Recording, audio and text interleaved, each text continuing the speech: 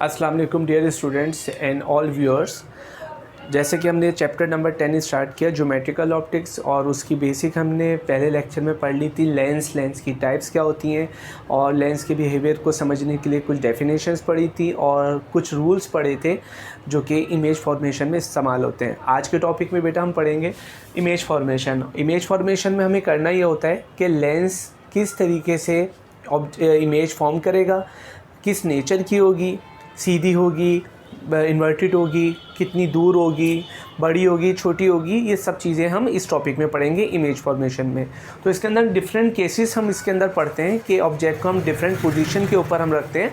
तो देखेंगे कि कहाँ पर रखने से किस तरीके की और कितनी दूर कितनी करीब इमेज बनेगी। तो पहला हमारे पास केस है object is place at 2f। 2f का मतलब ये है कि लेंस से जो पॉइंट ऑफ फोकस होता है उसके डबल डिस्टेंस पे आप चले जाइए। ठीक है, ये आपके पास मालूम है, ये ऑप्टिकल सेंटर है, ये फोकस पॉइंट है। ऑप्टिकल सेंटर और फोकस पॉइंट ऑफ फोकस तक का डिस्टेंस फोकल लेंथ है, और फोकस का जो डबल हो जाएगा तो आप कहाँ पे पहुँच जाएंगे, रेडियस ऑफ कर्वेचर पे। आपको बताया था कि फोकल लेंथ की जो ट्वाइस लेंथ होती है उसको हम रेडियस ऑफ कर्वेचर कहते हैं। तो एक्चुअल में हम रेडियस ऑफ कर्वेचर के डिस्टेंस पे हम मौजूद हैं जहाँ पे हमने ऑब्जेक्ट को प्लेस किया है। 3 रूल हमने पढ़े थे।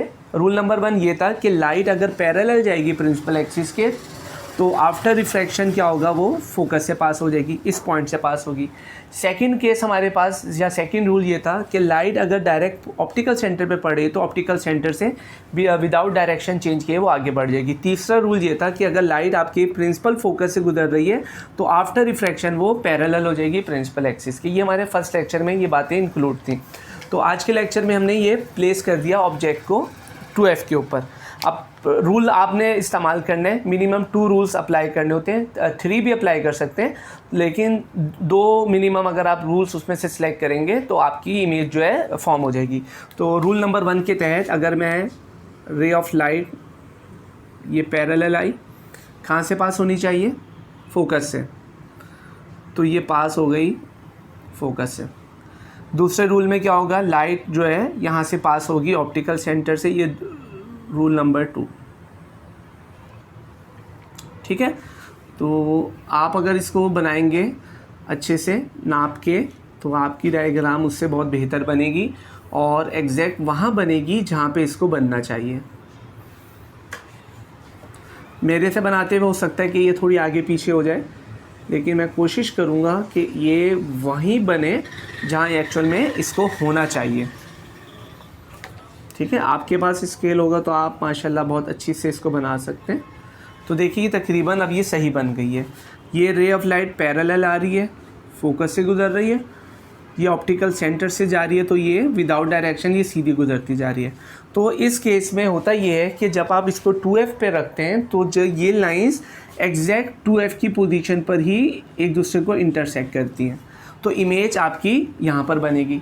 मीन्स कि जितने फासले पे आपने ऑब्जेक्ट रखा था उतने ही फासले पे इस केस में इमेज उतने ही फासले पे बनती है। अगर ये 20 सेंटीमीटर के फासले पे रखा हुआ है ऑब्जेक्ट तो इमेज 20 सेंटीमीटर ही दूर बनेगी लेंस से। ठीक है, तो ये पहला केस था। अब इसकी इमेज में जो हमें चीज़ें ऑब्ज़र्व हुई वो कौन कौन सी हैं, ये 3 पॉइंट हम तकरीबन जो अप्रॉक्सीमेट हम 3 पॉइंट जो है इमेज के बारे में लिखते हैं कि इमेज कहाँ बनी, डिस्टेंस लिखते हैं एट 2f। इमेज भी कहाँ बनी है, 2f पे ही बनेगी। ये पॉइंट आपको याद रखना है एमसीक्यूज़ के हवाले से कि अगर आपको कहा जाए कि object is place at 2f where will the image form, image कहाँ बनेगी, तो आप लिखेंगे उसका आंसर इमेज 2f पे ही बनेगी। अच्छा, इसका साइज़ और इसका साइज़ तकरीबन बराबर ही होता है, तो आप लिखते हैं सेम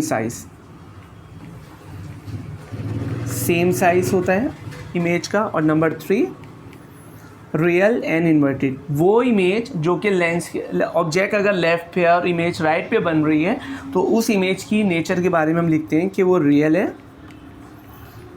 एंड इन्वर्टेड है। ठीक है, जहाँ पे पॉइंट ऑफ इंटरसेक्शन होता है एरो वहीं पे बनता है। तो अगर हम इसको ऑब्जेक्ट से कंपेयर करें तो हमें नज़र आ रहा है कि जो ऑब्जेक्ट था वो सीधा रखा हुआ था, जबकि इमेज जो है आपके पास इन्वर्टेड रखी हुई नज़र आ रही है। ठीक है, तो ये बन गई आपके पास रियल एंड इन्वर्टेड इमेज। ये हो गया केस नंबर 1। आइए केस नंबर 2 की तरफ बढ़ते हैं।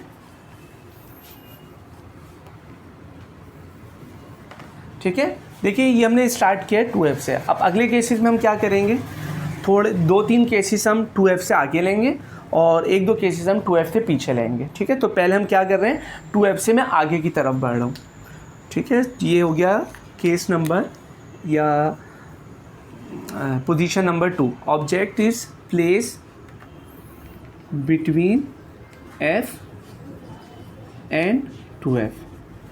आप कहाँ पे आ गए हैं, 2F से आगे की तरफ आ गए। 2F और F या F और 2F के बिटवीन आपने क्या करना है, इसको प्लेस कर देना है। ठीक है, तो मैं कोशिश करूँगा कि मैं इसी को रब कर लूँ, आपको दोबारा से रीड्रॉ करने की ज़रूरत पड़ेगी। तो ये मैंने क्या किया है, मैंने कुछ पॉइंट्स को यहाँ से रब कर दिया।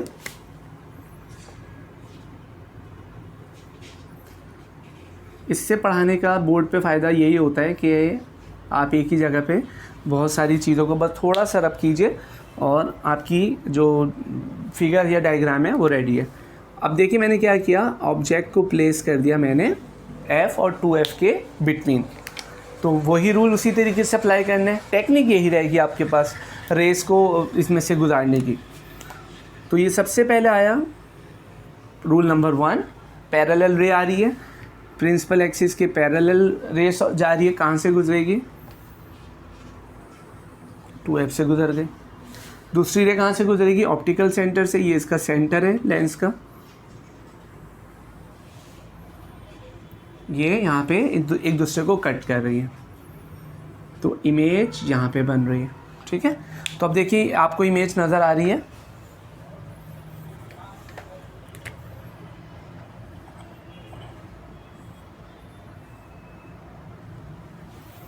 अब इमेज कहाँ बनेगी, उसके पॉइंट्स लिखते हैं।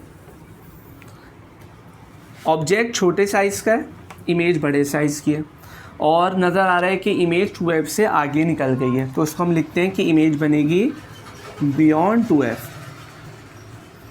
मीन्स 2F से आगे। इमेज का साइज़ क्या है, बड़ा हो गया है, तो आप लिखेंगे large in size. Large in size लिख सकते हैं या मैग्नीफाई लिख सकते हैं। ठीक है, number 3 point, real and inverted, क्योंकि ये लेंस के अपोजिट साइड पर ही आ रही है और इन्वर्टेड आ रही है, रियल एंड इन्वर्टेड। ठीक है, रियल एंड इन्वर्टेड हो गई। या हो गया आपके पास सेकंड केस हो गया। ठीक है, अब हम तीसरे केस पे आते हैं, क्योंकि मैंने आपको कहा था कि मैं पहले वो केसेस करूँगा जिसमें हम 2F से आगे जाएंगे। 2F पे था, बिटवीन F एंड 2F पे आ गया, अब हम बिल्कुल F पे आ जाएंगे।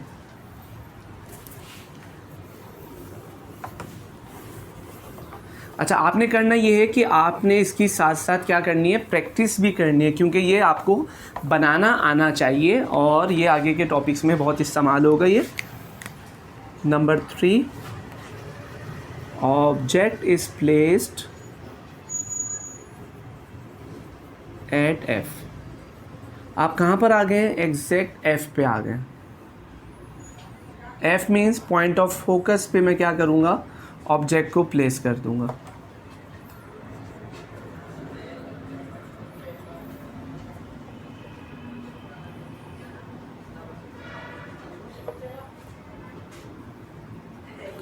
ऑब्जेक्ट को हमने प्लेस कर दिया यहाँ पर F पे। रूल्स उसी तरीके से अप्लाई करेंगे जो इससे पहले 2 केसेस में हमने किए हैं कि रे ऑफ लाइट पैरेलल आ रही है, F से गुजरेगी, दूसरी रे ये इस तरीके से रे ऑफ लाइट। अब देखिए हमें नज़र आ रहा है कि ये दोनों रेस पैरेलल जा रही हैं, इट्स मीन ये आगे ये आगे तक जाएंगी और ये इन्फिनिटी तक ऐसी चलती रहेंगी, तो हमें नहीं पता ये कहाँ जाके इंटरसेक्ट करेंगी, तो इसकी इमेज हम यहाँ पे नहीं बना सकते। तो इसके लिए इमेज के बारे में जो पॉइंट्स लिखे जाएंगे वो क्या लिखेंगे, एट इन्फिनिटी, बहुत दूर के डिस्टेंस को हम इन्फिनिटी कहते हैं कि भाई बहुत दूर बनेगी। अब ये नज़र आ रहा है कि ये जहाँ पर भी जाएंगी ये बहुत दूर जाएंगी। अब ये डेफिनेटली क्या है, इन्फिनिटी पे जा रही हैं, तो हम कहेंगे कि वहाँ जाके ये मैग्नीफाइड बनेगी, हाईली मैग्नीफाइड। ठीक है, ये वाला पॉइंट हाईली मैग्नीफाइड को हम कैसे बताएंगे कि मैग्नीफाइड बना है या नहीं, इसके अगले वाले केस में देखेंगे। ठीक है, अभी हम कैसे बताएंगे भाई मैग्नीफाइड बनेगी नहीं बनेगी, इसके बाद वाले केस में देखेंगे। नंबर 2, क्योंकि ये उधर ही आ रही है इमेज, आप लिखेंगे रियल एंड इन्वर्टेड। ठीक है, ये 3 पॉइंट हो गए और ये तीसरा केस भी कंप्लीट हो गया। 4 पे आ जाते हैं। ऑब्जेक्ट की पोजीशन अब हम कहाँ रखेंगे, F तक आ चुके हैं, अब F से आगे आ जाइए। Object is placed between F and O। ठीक है, ये O है, ये F है, ये इसका ट्वाइस 2F हो गया, ये F हो गया, ये 2F हो गया, और इमेज जो है, ऑब्जेक्ट जो है F और O के दरमियान में आ गया, ऑप्टिकल सेंटर और फोकस के बिटवीन आ गया। रूल्स अप्लाई करते हैं, लाइट पैरेलल आएगी, फोकस से गुजरेगी और ऑप्टिकल सेंटर से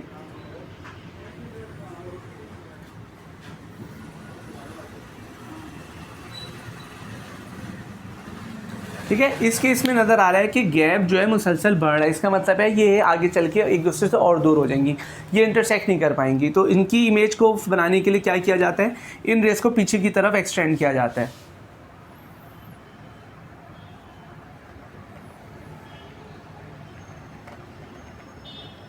ये कहीं जाके पीछे की तरफ एक दूसरे को इंटरसेक्ट करती हैं और इमेज इसमें पीछे की साइड पर ही आएगी जहाँ पर आपने ऑब्जेक्ट रखा हुआ है। तो इमेज आपके पास किस तरीके की बनी, सेम साइड ऑफ ऑब्जेक्ट, जिस साइड पे आपने ऑब्जेक्ट रखा हुआ है उसी साइड पर इमेज बनती है।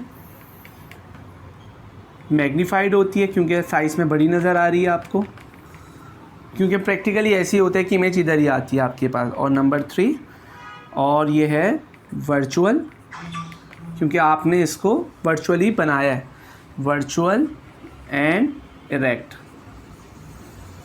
वर्चुअल इमेज वो होती है जो कि स्क्रीन पे नहीं आ सकती। ठीक है, तो ये पीछे की साइड पर हम इसको एज्यूम करते हैं कि पीछे की साइड पे इसकी इमेज यहाँ पे बनी है। ठीक है, तो ये आपके पास ये 3 पॉइंट हो गए इस केस के। नंबर 5,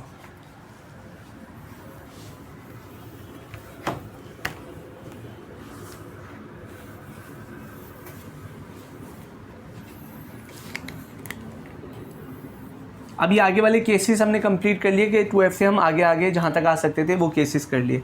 अब एक केस हम ले रहे हैं 2F से पीछे। Object is placed beyond 2F, means 2F से पहले आपने ऑब्जेक्ट को रखना है। ये F हो गया, ये 2F हो गया, ये F हो गया, ये 2F हो गया। ठीक है, ऑब्जेक्ट हमने यहाँ कहीं प्लेस कर दिया 2F से पहले। रे आ रही है आपके पास, कहाँ से पास होगी, फोकस से पास होगी। दूसरे केस में हम ऑप्टिकल सेंटर से इससे गुजारते हैं। ठीक है, तो इमेज आपके पास यहाँ आ गई।